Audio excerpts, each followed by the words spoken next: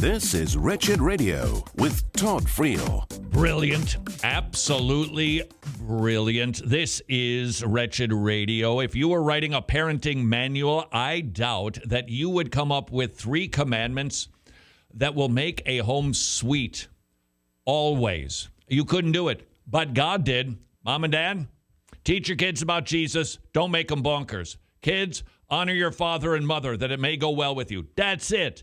Those are the 3 laws that will not just keep a household in order, it will cultivate sweetness forever. The home has a realm of authority, mother and father.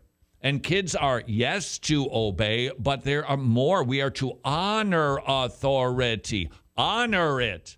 That's not just, fine, I'll do it. I love it. I'm so glad that I've got this authority in my life. I honor those people. They are great people. They are a blessing from God. That is the command to a child. And if we in any way get away from that, it's going to go sideways on you. And your Western civilization tells you to do this a different way. That you get out of the house as fast as you can. You get away from those people. And you start living as if they have no authority over you as fast as you possibly can.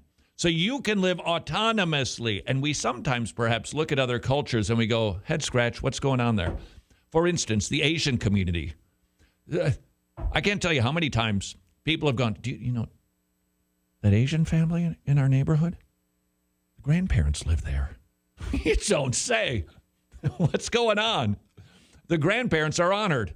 And the grandparents are taken care of. I'm not even saying this is motivated by Christian thinking, by a biblical worldview. That's just the way that they do it in their culture. And what happens there? Grandparents are taken care of. Mom and dad are honored. And the kids honor both of those authorities. And we look at it and go, well, that's just not the way we do it here. You know, it's just, you know, and those Asian parents, they're all over their kids. Right? Now, I'm not saying that can't be overbearing also, hence the commandment to not make your kids bonkers. God balances this out beautifully. But he tells us in the home, this is how it's going to run. When it gets particularly tricky is when the kids now leave the home or they run off to university. The dynamic shifts, and it should, because we are not raising children. We're raising adults from the second they're born. We're training them up to be adults. And so we want them to increasingly make decisions, good ones and bad ones. But they must honor parents even as they do. And if we don't radically shift the way that we are viewing this, Western civilization is going to continue to have its way in the hearts of our children. And we are going to see more divisions between parent and child. We already are. And that relationship should be sweet. It should be wonderful. I'm telling you, I know it. I see it. Yeah, we got an issue with our kids.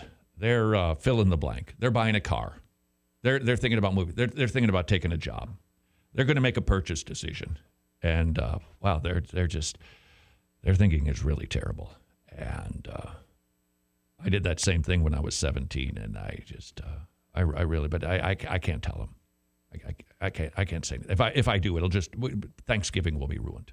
I can't do that. Or you'll hear when you're out having perhaps a salad with a lady friend.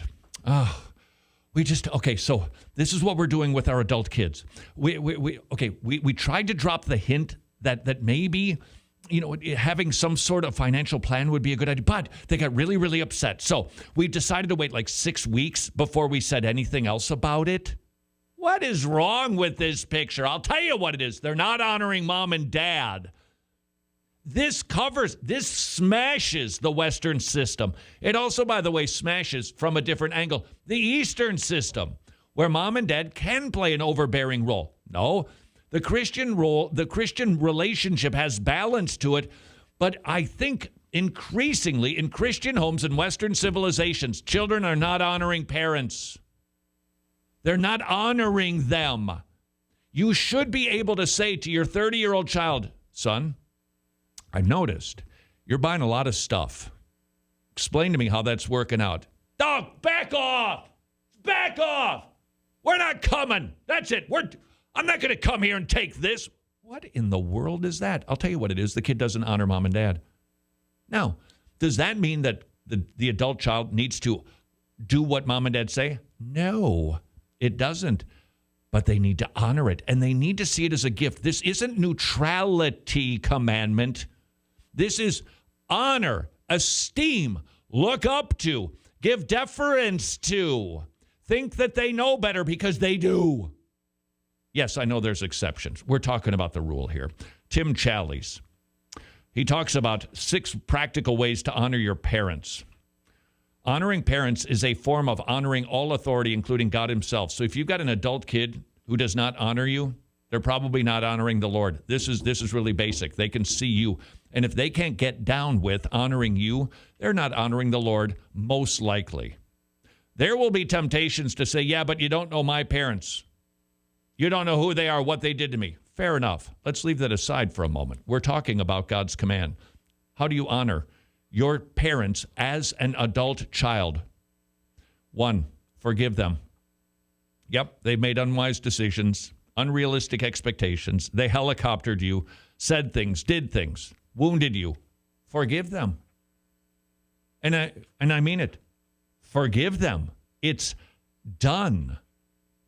Number 2, speak well of them. Let me tell you about Rita and Harry. You know, he's wearing this. He takes off his socks to put on his Birkenstocks, and you can see the sock line around his ankle. That's Harry, telling you. Drooling in his rocking chair. That's what Harry... You're an adult. You still honor your mom and dad by speaking well of them, not speaking evil of them. In the Old Testament, the penalty for cursing parents was the same as assaulting them. Exodus 21, 15 through 17, because the root is the same. Speak well while they're alive. Speak well of them when they're dead. Speak well of them to your siblings, to your spouses, to your children. Speak well of them to your churches and communities, modeling a countercultural kind of honor and respect that has been missing for far too long. How do you talk about your mom and dad? How do you talk about them? Are they the brunt of jokes, even in front of them? You know, Mom, always burning. Did you burn it again this year? Is the turkey going to be dry again this year, Ma? You are not honoring your parents. Honor them. See them as a gift from God. Number 3, esteem them publicly and privately. From Challies, Tim Challies. You don't realize how important it is to give them credit where you can. You don't realize how critical it is to just say, you know, everything I really learned about saving money, I learned it from you. Would that kill you?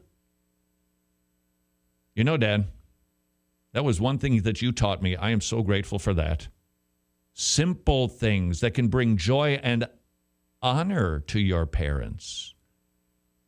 We can give them such esteem privately, one-on-one conversation, or you can do it publicly through speeches or sermons, conversations around holiday feasts. Dennis Rainey goes so far as to call children to write a formal tribute to their parents, to present it to them, and to read it aloud in their parents. Oh, come on! That is Western civilization corrupting our kids and our adult brains. This should be like, I can't believe I didn't think of this. There is so much that I could say about my parents that is so wonderful. And if this, by the way, if this attitude isn't cultivated from right outside of the womb, it's going to be very unnatural. Western civilization, mock your parents. Bible, honor them. Why don't you write a speech about your parents? When's their anniversary? Why don't you write a speech and deliver it? You'd be honoring them. Seek their wisdom. Seek it. When faced with major decisions, they know stuff. You're going to be buying a house. They've already bought a house. Ask them. Do you have to do everything? Do you have to pick the White House versus the Blue House? Nope. But you sure should listen to them, and you would do well to seek them out. They will give you better advice than people that you just work with. You'll ask people at work, hey, let me show you on the website, this house or this house. What do you think, man? Okay. And they're just going to go, yeah, I dig that one. Yeah, no, that one's cool. Your mom and dad? No, they love you to the core, and they are going to give you the most thoughtful advice possible. Support them. Not just financially, but in old age. Support them.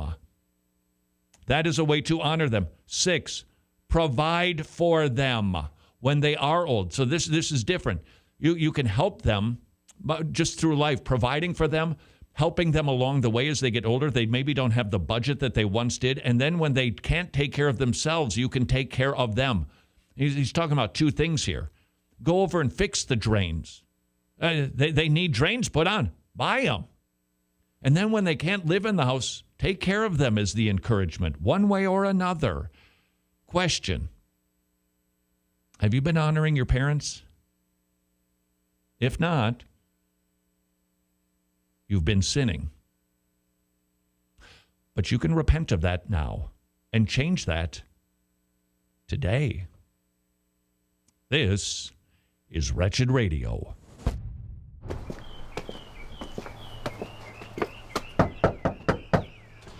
Pepperoni pizza for Pete, which in an odd way is a lot like the difference between imputation and expiation. Are you familiar with the difference, Pete? I didn't order a pizza? But it actually in Latin means completely, to completely atone. It's a Latin word, expiationem, and yet an action noun because it comes from the past participle stem of